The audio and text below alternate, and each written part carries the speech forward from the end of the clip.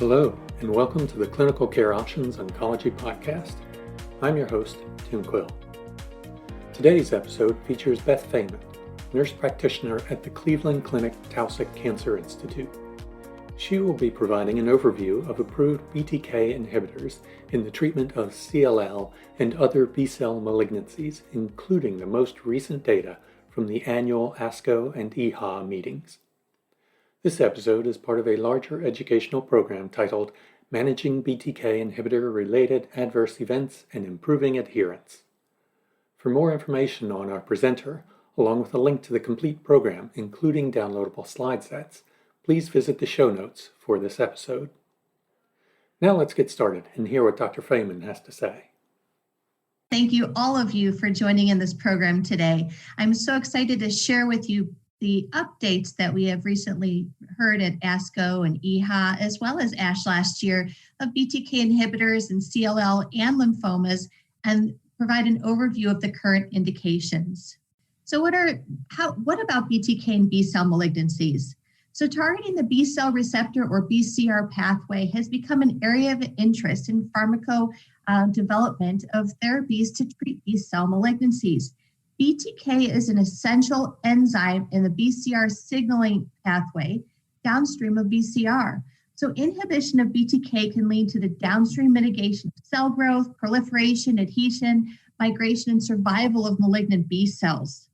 Various BTK inhibitors have been approved in multiple settings such as CLL, newly diagnosed and relapsed MCL, marginal zone lymphoma, and Waldenstrom's macroglobulinemia.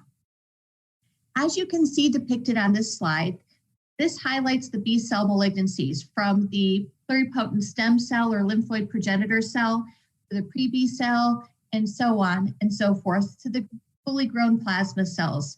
You can see the associated diseases to the right, such as mantle cell lymphoma, marginal zone lymphoma, and CLL, which are created in the secondary lymphoid tissues, to CLL and Waldenstrom's, which Waldenstrom's is mostly located in the bone marrow.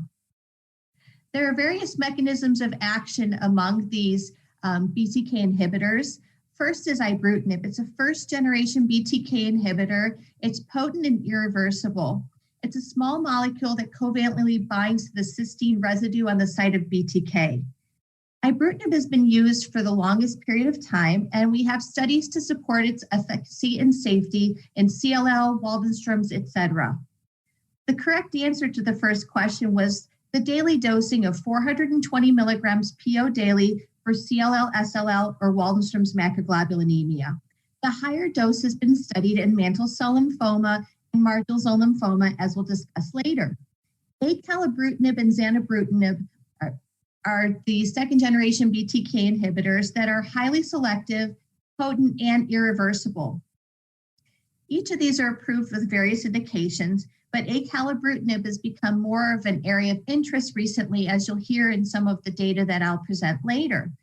The twice-daily dosing of 100 milligrams PO Q12 hours has been used in mantle cell lymphoma, CLL, and SLL. Zanubrutinib is FDA approved for mantle cell lymphoma, and it has once and twice daily dosing schedules as well. So when we look at the current treatment landscape in CLL to start off with, we have first-line BTK inhibitors, ibrutinib and acalabrutinib. We have those with del17P or TP53 mutations, ibrutinib and acalabrutinib, and various different combinations, and then also can be used in second line with or without, and we'll talk about that a little bit later.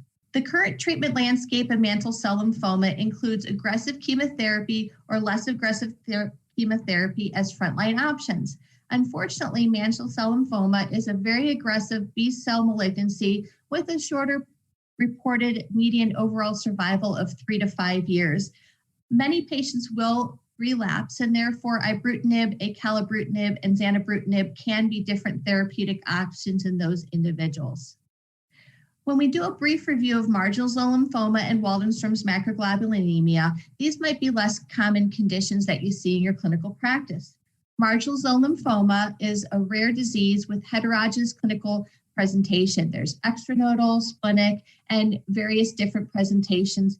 Given their rarity, it's often difficult to conduct clinical trials with this patient population. However, ibrutinib safety and efficacy has been well established in these patients. Now, Waldenstrom's macroglobulinemia is an indolent lymphoplasmacytic infiltrate in the bone marrow and arises from the IgM paraprotein in the serum. We know that ibrutinib has demonstrated efficacy in monotherapy, especially for rituximab-resistant cases, and especially with the MYD88 mutations. Current studies of BTK inhibitors are ongoing in this disease group, as we'll talk about later. The safety and efficacy of ibrutinib has been established in numerous indications.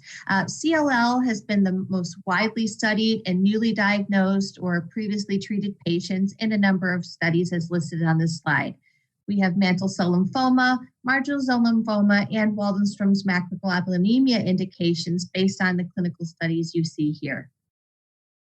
One of the most interesting studies I'd like to share with you is targeting BTK with ibrutinib in relapsed refractory mantle cell lymphoma. Mantle cell lymphoma, as we mentioned, is a particularly difficult disease to treat. And oftentimes BTK inhibitors currently in the United States are reserved for relapse therapy. In this study, patients with MCL and measurable disease were given ibrutinib at a dose of 560 milligrams PO daily.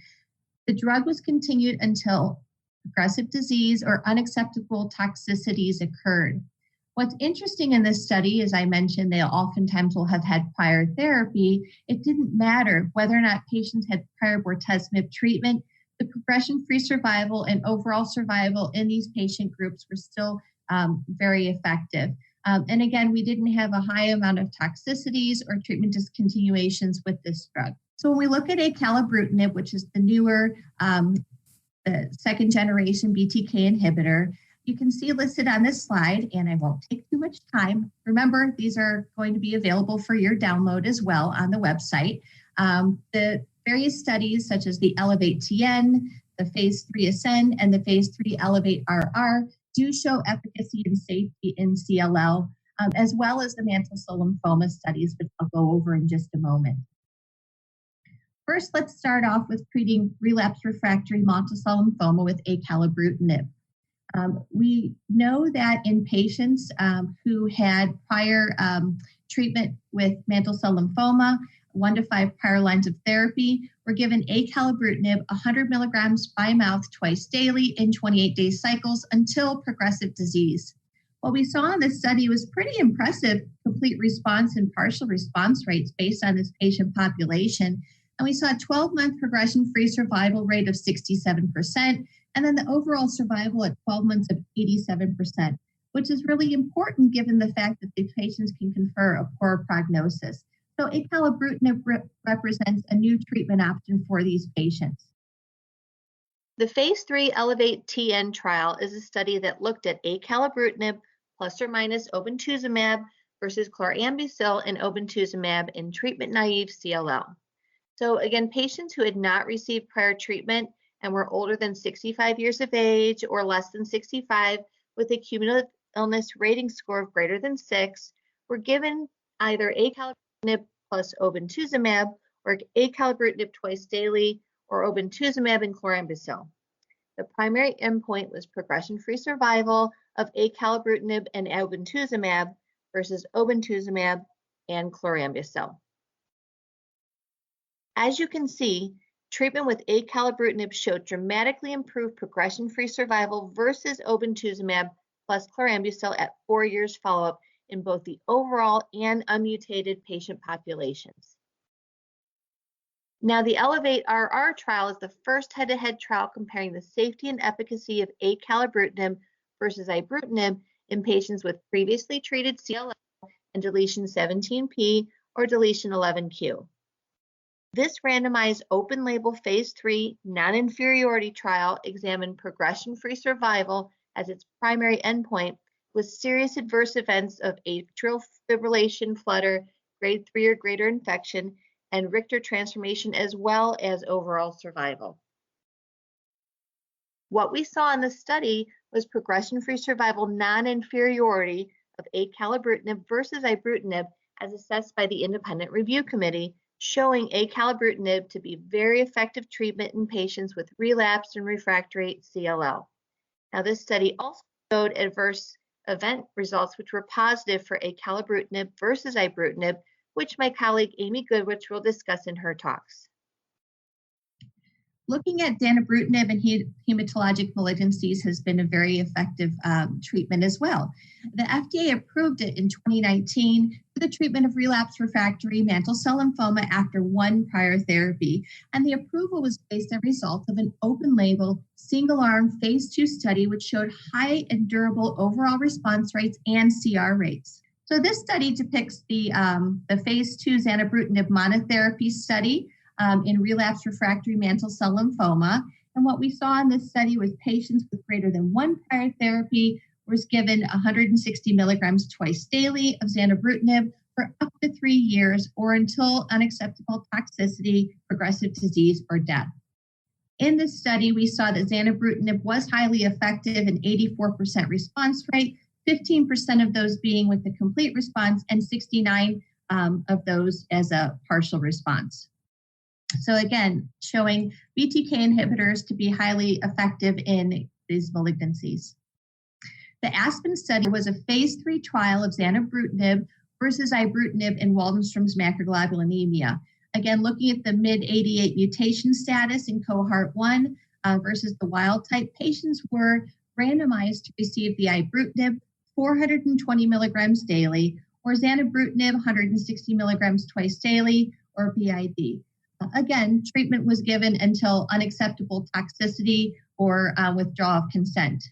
What we saw in this study is that zanubrutinib and ibrutinib were highly effective in the treatment of Waldenstrom's in the intent to treat population, but zanubrutinib was associated with a trend towards a little better, less toxicity in terms of cardiac toxicity by the investigator review and the independent review committee. So again, underscoring the importance of looking at the different BTK inhibitors, Amy Goodrich and Sandy Curtin are going to talk a little bit more about the toxicities, dosing, and other indications in the future talks. So we look at the ALPINE study with ibrutinib versus zanubrutinib in patients with relapsed refractory CLL. This is an ongoing randomized trial with ibrutinib and zanubrutinib. And what's neat about this study is that this is one of the first studies of head-to-head, and this is hot off the shelf data, which is showing that the ibrutinib and zanubrutinib are non-inferior to each other. You can see the zanubrutinib ibrutinib overall response rates were very good, especially in the IRC assessed rate, and the 12-month progression-free survival, 94.9 months versus 84 months in the other cohort. So now that's your crash course on an overview of our BTK inhibitors. Thank you very much, Dr. Faiman, and thanks to you, the listeners, for joining us.